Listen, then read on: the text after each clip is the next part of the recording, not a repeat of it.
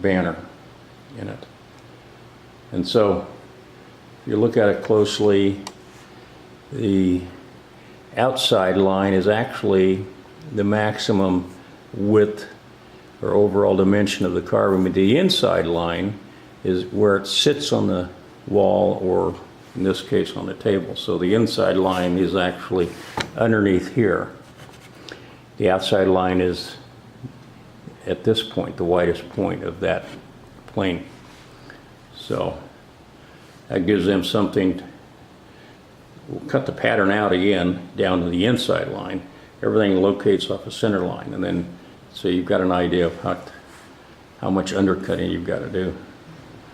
So that's in the process of being worked out, and that'll be a May class. This is where I do most of my work.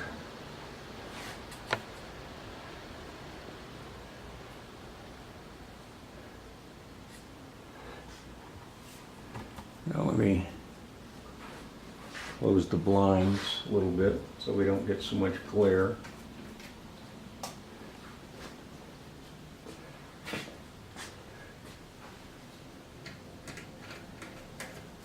There we go. So up above we have more carvings from in part of the collection. That eagle is probably 125 years old, made by the American Carving Company. Class picture, an old miniature or smaller carousel. You know, wasn't made by a professional, it was made by someone like probably you and I. Here's an old rocking or glider, slider horse. It's the oldest of all the horses that we have in here. The eagle above. There's another one that's over 100 years old, and I'm not quite sure which company. It could have been done by American Carving Company, but I'm not quite sure about that.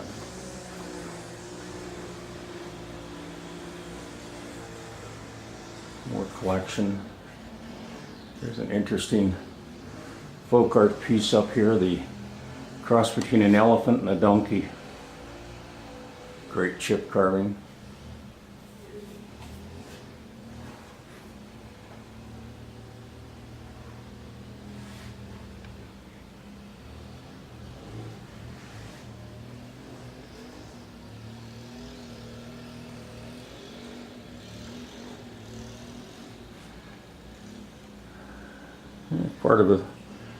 Part of the sharpening station. There's slipstones, diamond stones.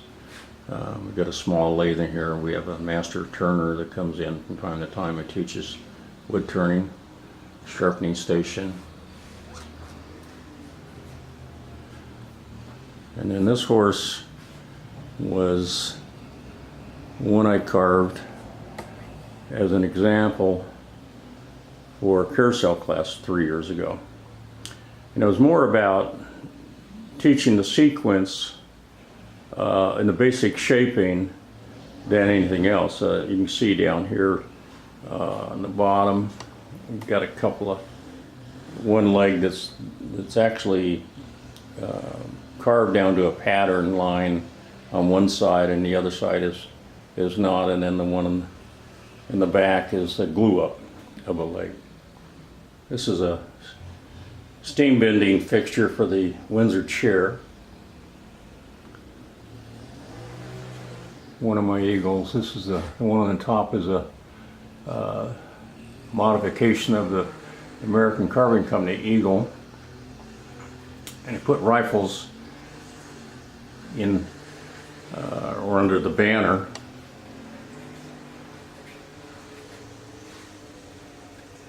NRA on the shield. Lady Liberty. You can probably tell I'm an eagle fan. This is an upcoming carving at some point. That's a Bellamy style eagle. A drawing for it. Another Bellamy drawing.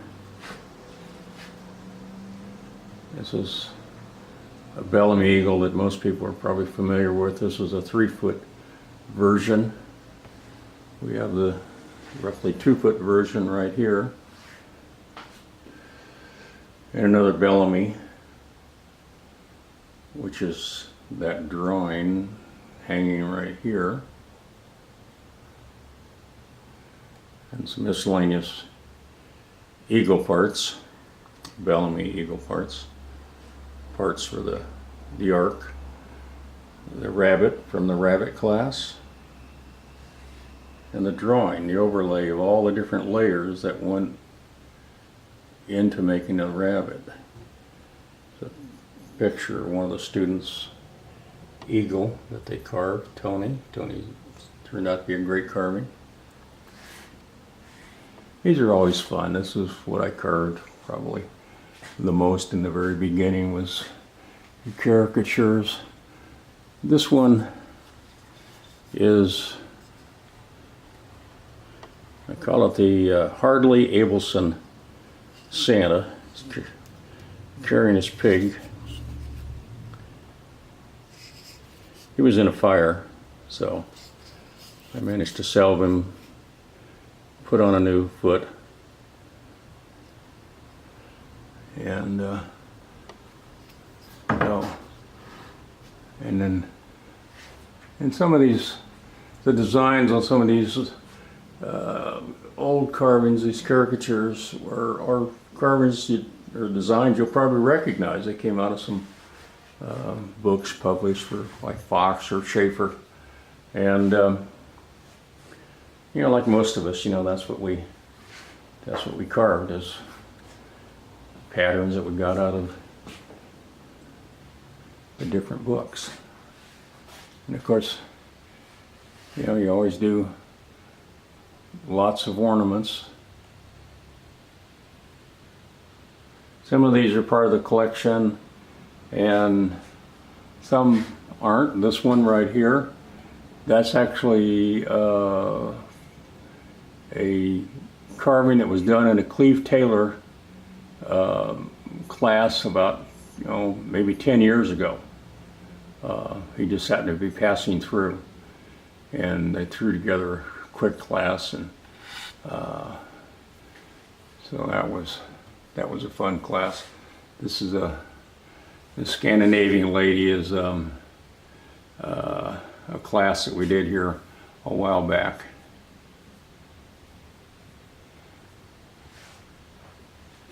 And of course, the usual bowls and other Santas. That's the fish that we do in 101. There's a Kushka, miniature carousel horse. And these are animals for the ark that are waiting to be painted. I think there's about 10 or 11 pairs. They're ready to go.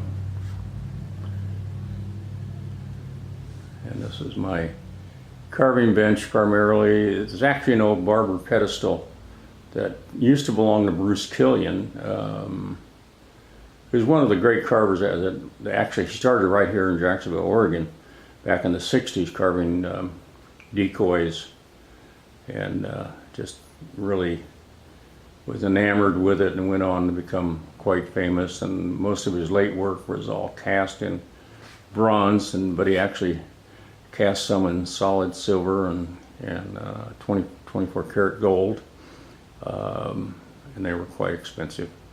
But he passed away, and I was fortunate enough to get the pedestal bench. And the vise here, which we'll do a video on, the Smitty vise, which was created by one of our carvers here, who, if you're a deep sea fisherman, then you probably heard of Smitty harnesses and other paraphernalia that you would use in deep sea fishing, blue water fishing, and so he created that vise, like most things, that out of necessity, but he's now manufacturing those, so we'll do a review on that. This is a class example of the double angels that I'm getting ready to do a class on. And of course, my tool Flex cut tool collection here, trying to make it more accessible. So most of the carvers here, high percentage of the carvers here use flex cut tools, palm tools. So with the classes, I don't have a chance to do a whole lot of mallet work, although the Eagle will certainly be a mallet tool class.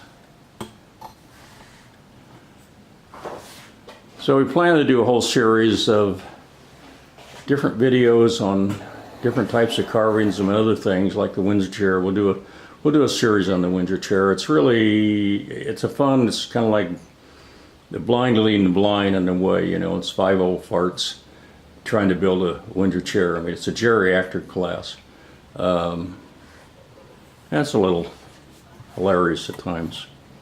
So, who am I and why should you think that you might get something out of this? Well, I'm like a lot of the carvers. I've been carving for close to 30 years. Started when I was a kid. My dad was a carver. I gave it up